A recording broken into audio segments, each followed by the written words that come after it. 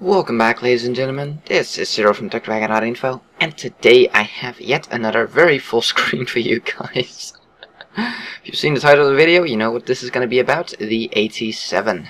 Thought it was time to do a review on this tank. I've played enough games in it to get a decent feel for it and know what the tank is about. And yeah, let's take a look at how it compares. So, let's start off with the hit point comparison. And the reason why I picked these tanks to compare it with is because I actually own these, so I know what I'm talking about. I mean, I can pull everything in here, but you know, I haven't played every single TD out there, although I've had a lot of them. So we're missing the American, but the Tier 7, the T25/2, it's a turret at TD, so not really a great comparison. I guess we could have done the T25 AT in here, but I don't have room. My screen is full, so yeah. For now, we'll just stick with this. And the problem is because two of these tanks have two different guns. So yeah. Anyways, we'll get to that in a second. Anywho, hit point wise, this thing has a lot of HP. I mean, 1200 versus 800, which is about the norm. 850, 870, 820. So about 800, you know, 8x100 is the norm. This thing has 1150. Yeah. Actually got nerfed recently, 1250, excuse me. I think it was 1300 before. I think it got nerfed by 50 HP. I'm not 100% sure about that. Anyways, doesn't matter. Now the surprising thing is, this thing weighs the same or less than any of these other ones. You did not expect that one, did you? This tank is just, with all the supposed armor it has at the front, and its speed limit of 20, you would think that this thing is very heavy. It's actually the lightest tank here, and I don't even have my Jacked Panther fully upgraded, so this thing is going to be even heavier. So yeah, bet you did not expect that one to be the lightest tank in the bunch, did you? It surprised me.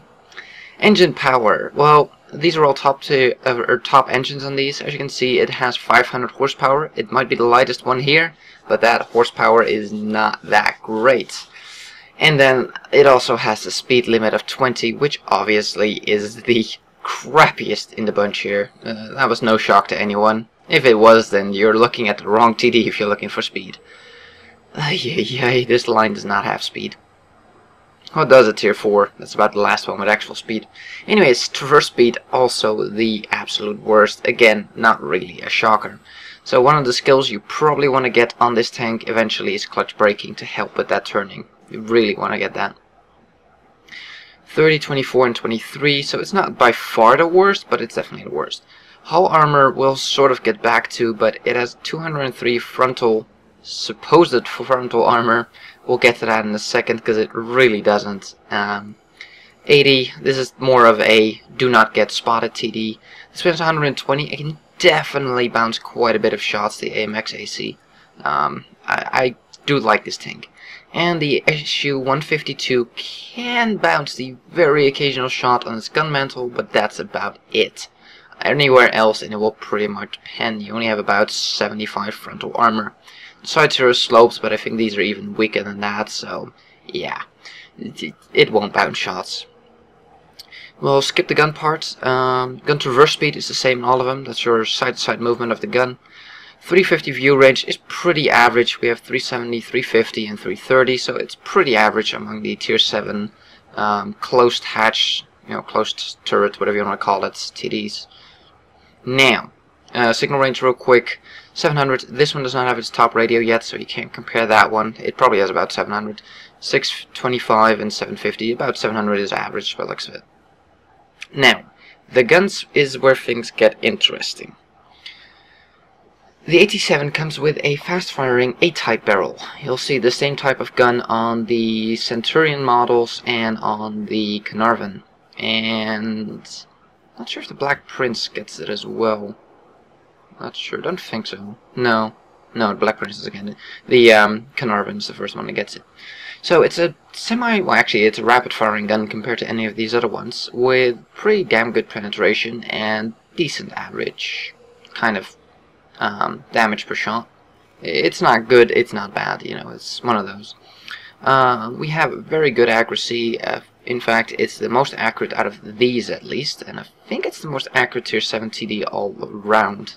But don't quote me on that. There might be one that's at 0.31 as well. Not quite sure from the top of my head. Aim time 2.1 seconds is great. It's not as good as the German final gun on the Jack Panther, but you know, we can't all have 1.7 seconds. It's far better than anything else. The DPM on these guns is a bit difficult. We'll compare them, but if I don't forget, I should have the DPM values on screen right now. Hopefully I didn't forget. So we have 2300, I'm just going to round it, well, 2378 for the AT7, 2342 for the German TD here. We have 1800 with the 100mm, so with this one, and with the Deka 45, the 90mm gun, we have just shy of 2100 DPM. So this one does offer more DPM, but we'll get back to that in just a second. This one is a bit controversial because it's a high explosive gun, so yeah, you're never gonna reach its DPM pretty much ever, but 2373, and for the final 122mm, 3162. And that's the reason why I go with the 122mm. Yeah, the derp gun has its perks, you know, you pretty much, if you hit, do damage, and you can hit anywhere and do damage, but this one, you can spit out shells so incredibly fast. If one misses, oh well, we'll plant another one into their face. And that's what I like about running the 122mm on this tank, but that's just me. Anyways, this is not about that tank. So those are the DPM values. Now, keep in mind that the DPM is very much tied into your aim time, your accuracy, and your penetration. So it's kind of hard, and if somebody can come up with a good quantification of DPM that's comparable, but you know, that's never gonna happen. Anyways, that's more than enough ranting. I think you have a pretty good idea of what this thing is capable of with this gun and how it compares to the other ones. It's simply put a fast firing gun with pretty good penetration. It's not the best of its tier, that's the 100mm on the French, but it is still pretty damn good, and most things you'll aim at it will go through, and it does have the accuracy to actually aim for weak spots if you have to. So let's take a look at some gameplay. Ho ho, hold your horses there, Zero. You said we were gonna take a look at the armor. Right, I didn't forget, guys. Here we are in Tank Inspector, and let's take a look at the armor values. So on paper this thing has 203mm. Well, just look at this color palette on the front of this tank. That's what I mean. This thing supposedly has 203mm, right?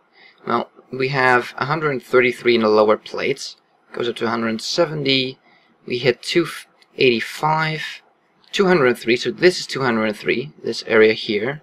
And I'll show you without, oh, we can switch it real quick if it wants to, there we go. This bit is 203. Then we go to here, where it's only 160, even with this slope. Let me show you here. That's how sloped it is. Even with that slope, it only has 170mm. Then we get up here, and we're up to 200-ish again. But, let's zoom in a bit. The fake gun, 76mm. Now, it does have a ring around it that has armor, but the fake gun, weak point. Gun mantle here, pretty strong. And I think you can actually pen through this gun as well here. I've been penned through the gun as well, so at certain angles you can definitely pin through this gun hole. The optics here are not weak spots, but here, 160mm, this line up here. This, like the seam here pretty much, you can sort of see it here, this. That whole section, weak spot. This, 160mm, goes all around the top. Let's get out of the colored mode again. So this square here, you can sort of see it with the lighting. This whole section here. So even with this extreme sloping, it's still only, I mean, this is only 76mm thick. I mean, it's sloped, yeah, but yeah. Then we have this massive thing, 100mm. We have this, 127. This, 103. This is a ricochet if you hit it. Well, woohoo.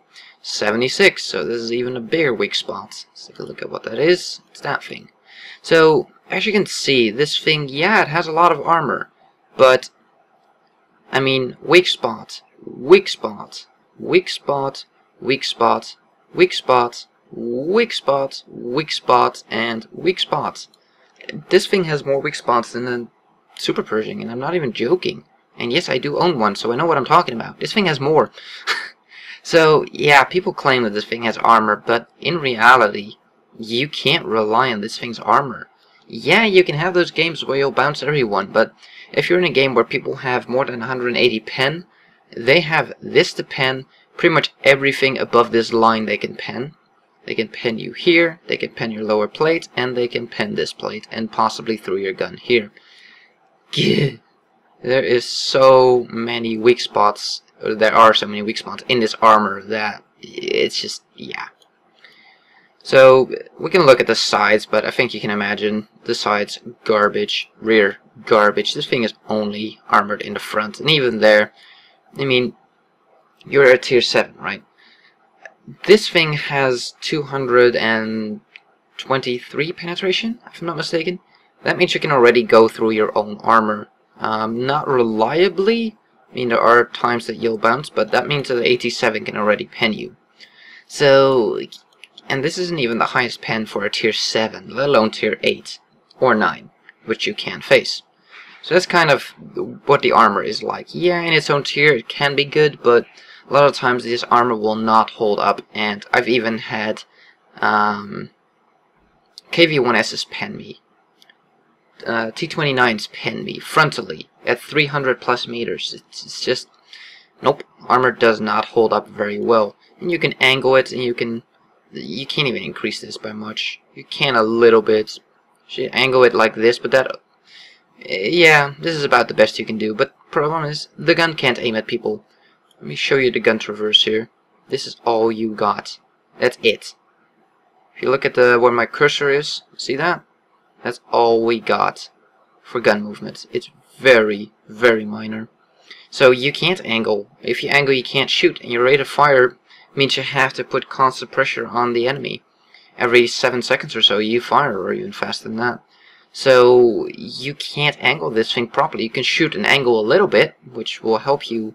You can angle like this, shoot, angle, but you know, if you get tracked like this, then you're screwed, because then you can't fire back. So it's difficult to angle this thing between shots because of your gun is pretty rapid firing, and you don't have the horizontal gun movement to actually aim at people while angled. So angling is not easy on this thing. Now you can go hold down. If you can get a building and park the building right here, so all you have is your gun peeking out. Let's point this gun down a bit. There. So if they can't see this thing, they just have this. They ricochet there. They can, if they have enough pen you there.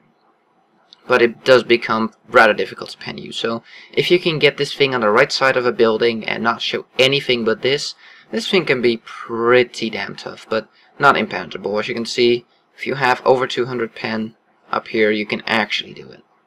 Now the gun mantlet here is pretty tough, but like I said, I've been penned through here before, so it's not unpennable.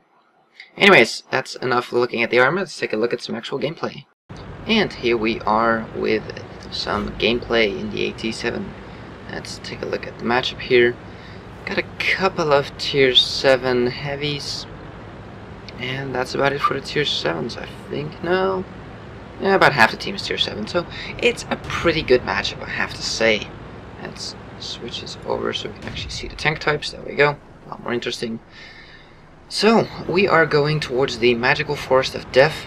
There is no artillery in this game, which is good. This tank is not very quick. You don't want artillery. As you saw, the back end, you know, the engine deck in the back there, it has no armor. If you get hit by artillery, you will get wrecked in this thing. The top armor is pretty damn shit. Let's say in chat, for most British tanks, put it in auto forward, go make you some coffee, and you'll finally get to your destination. Which is true, so let's speed up the game a bit. It's double speed. Even at double or, yeah, 4 times speed, this thing is still not fast. Oh man. Okay, we're almost here. Let's slow it down. Okay, first target, KV-3. We have no line on it. We have somewhat of a line. Just his turret though. Put one shot into his face. He vanishes. We have an E2. On. What? I have no idea where that shot went. The only thing in sight was his tank. How could that in a million years miss? Unless there was a tank in front of him that I don't know about, but that was just bizarre. It wasn't the M4, he's not damaged, so... Depression on this tank, not great. Keep that in mind, it does not have good depression. As you can see here, yeah, I still can't see him. And he's dead, but definitely can't see him. AT8 is getting hammered.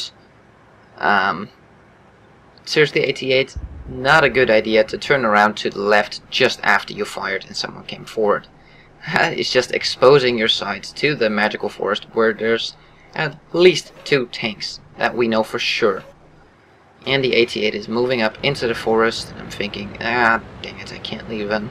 You know, can't leave him hanging and going in alone. Gonna have to help him out.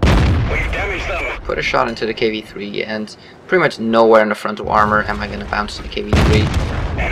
Finish off the Z2 who tried to go around the AT8. Can't have that. I'm keeping the wreck here between me and the KV3. Going towards the right hand side of the wreck and telling you exactly what I did earlier. Not showing most of my tank and just giving him my gun. Where he's gonna have a dig into the time penning me. Now I can't see him anymore, but I think he was tracked. Put another shot into him. Miss. KV1S up front. And we bounce a shot. And we get penned from the side. So actually, pause the game here real quick. Oh, no. There we go. Let's see where we got pinned. Straight in the hatch. Yeah. Okay, that's good. And we finish off the KV1S. Move forward because we know there's something off to our front right and we don't want to get shot in there again. So I'm moving up right next to this wreck, making sure I can't get hit from that side. And now we wait for the KV3. Our team is doing some work on the other flank, but it seems they're getting overrun, so I'm thinking, shit, I gotta move up. I gotta clear this forest, it needs to be done. Oh, there he is. And we get shot from the side again. It's a T25/2. I wiggle a little bit in between, as you can see there, and I did bounce the shot. We get nailed again by the T25/2. I fixed my tracks because, like I said, we don't have time to hang around. Put a shot into his face. Move up in between shots. While reloading. And when I'm almost done reloading, I stop to get my accuracy. Because this gun, it's not great on the move. The dispersal on the move is pretty big. It doesn't look like it, but pretty much this tank on the move cannot hit a bloody thing. It's pretty bad. So the T25 is moving back. Our other flank is getting a little bit screwed over by now. And I'm starting to get really worried about it. There's the T25/2. Put another shot into his face. As you can see, we are wiggling, not making it too easy. He gets finished off by my 2 allies behind me, who both fire into him. And crap, our base is wide open, so I'm turning around. There's no point in going to our cap. All we have at our cap is somebody sitting on cap, which 99% of the time means AFK. And somebody said, please report our J-Panther, we may get him in your next battle. And holy balls, that is usually what I say when we have an AFK. I'm saying, somebody just get on cap, put that pressure on. We need to give him a reason to come back and buy us more time. Nope, no line on the Hellcat. Come on. Nope, got nothing on the Hellcat. I need to go back. Need to be able to reset them. Dang it. As you can see, they're moving towards the cap. At least 2 of them were. The Hellcat was still sitting on the hill, so not quite sure where he went, so let's head over to the cap. The Hellcat has 4 kills. Their T25/2 has 1 kill. The T29 has 2 kills. These are not bad players. Crap. And they're capping. We only have 1 person on cap so far. And I'm the closest to cap, so I'm gonna have to go here. And shit, they have at least 2 people, possibly 3 on cap. I need to reset them now. Zoom, make it count. Put a shot into his face. Reset him. And what you need to do if you're resetting is switch targets. What? How did I not pen a T25/2? Are you kidding me? That one didn't go through. Well, that went into his track. Dang it. And I was having the worst luck in the world here. Finish off the T29. And I'm bouncing shots here. They're still capping. Come on, get out of there. Okay, they are still capping. There's another one in cap. In the meantime, we are still capping them, but we have lost one tank in our cap. Our KV-1S got killed. Shit. So, all they got left on cap is this KV-1, put a shot into his face, reset the cap, and his gun doesn't have a good chance of ending me. Even my weak spots is gonna have issues, so you reset him, got 5 kills. Our T-25 is still sitting on cap. Whew, that was interesting. Now, the Hellcat could have only gone through the north. That's the only way he could have gone. He went straight up north over the hills, or behind the hills maybe. And yeah, thankfully they don't know where to shoot AT7. This thing is not difficult to take out. And that's one of the reasons why I don't understand why this thing got a slight nerf in 9.1. There's no reason to nerf this thing. It got nerfed, I think, 50 HP and a little bit of rate of fire. But there's absolutely no good reason to nerf this thing. It is so easy to take it out. It's just down to the people who don't do their research. Oh, no, no, no. Ah, and he just went behind the house. Dang it. Come on. Need to finish him off. Shit. And he just killed our T-25/2. That was on cap. He's on 6 kills. I'm on 5. Crap. And he definitely has a speed over me. Ah, boy. Well, let's speed up the gameplay here a bit, because this tank is not fast. So, he was last seen up in the north here. Well, let's see if we can find him. Must have gone towards here. Where the hell did he go?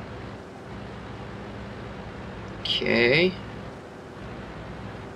He is nowhere here. I'm just getting close enough to these bushes to make sure that I spot him. But, nothing. So, I decide to get on cap. I don't really want to cap this, I just want to draw him out. That's the only reason. And since I got on cap before he did on my cap, he has to come back. And since it takes him a while to get here, I'm gonna assume that, let's speed this up again to twice, that he was almost at our base. So he has 6 kills. He definitely knows what the hell he's doing. Okay, let's speed this down again. Oh, normal speed. So at this point I am shaking and I'm thinking, oh crap, where the hell is he coming from? And I don't have 6th sense. The T-29 is asking if I have it. And I'm just saying negative because I do not want to get caught while typing. So I just did the quick negative so we didn't have to type. So I'm expecting him to come from that direction. So we're waiting. 70% capped. Well, almost now we have. And waiting. We have 3.5 minutes remaining. This is a long ass game. Come on. Where is he? Or let me cap. I don't care. Oh shit, he's behind me. Turn, turn, turn, turn, turn. What is he doing? Okay, fires one into my tracks. Does not track me. I miss. I don't know how the hell that shot went through him. Bouncer shot, and he runs into the corpse, and we finish him off. Suck it! I win! Let's take a look at the stats. So there were a lot of people still watching at the end of the game. I guess it was a pretty exciting game. We got our ace tanker, a top gun, and a steel wall. Now this review is a bit longer than normal, but I had to. It's a very difficult tank, and as you can see, you can do... Wow, what a rock star. He did 3.3k damage in a T-29. Well played to you, sir. We had some good people on our team. Enemy team was not bad either, at all. These were 2 good teams against each other, and it was a lot of fun to play. But, yeah, this review is a bit longer because this tank is so... It's good on paper, but in reality, a lot of times it's kind of shit. Yeah, we did do 3,200 damage. We fired 24 and pen 19. It's a pretty good gun. 2,500 potential damage. That's almost double. That is double our HP pool. We damaged 8. We killed 6. We got 600 spotting damage. We got 13 base capture points. We got 151 base defense points. And how did I not get defender? I have no idea. That's just bizarre. As you see, we had multiple people in the 3000s damage. 1 in 2000, 2 in 1000 damage. That's a good team. So we drove 2.5 kilometers in this thing. With premium, made 59k profit. That's with events, so without that would have been about 20k profit. And we had a grand total for a double 4000 experience. Yeah, with premium, obviously. Without premium, it would have still been 2.6k experience for a double. Not bad at all. So this tank, yeah, on paper it looks very armored but slow. In reality it is not that armored. It's not bad, but it's not that armored, and has a lot of weak spots. In the meantime, I'll do my crew skills here. Training camouflage seems like a good idea, because you just don't want to get detected. So yes, it has armor. No, it's not great armor. It has a lot of weak spots, so don't rely on the armor. Rely on staying hidden, rely on pulling back behind a hill, you know, cover. Don't rely on the armor, unless you can go hold down, well, not hold down, but hold side. Peek around the building with just your gun pointing out. Otherwise, you don't rely on your armor. Anyways, thank you guys for watching. If you like this video, give it a thumbs up. If you want to see more, please subscribe, and we'll see you on the next one.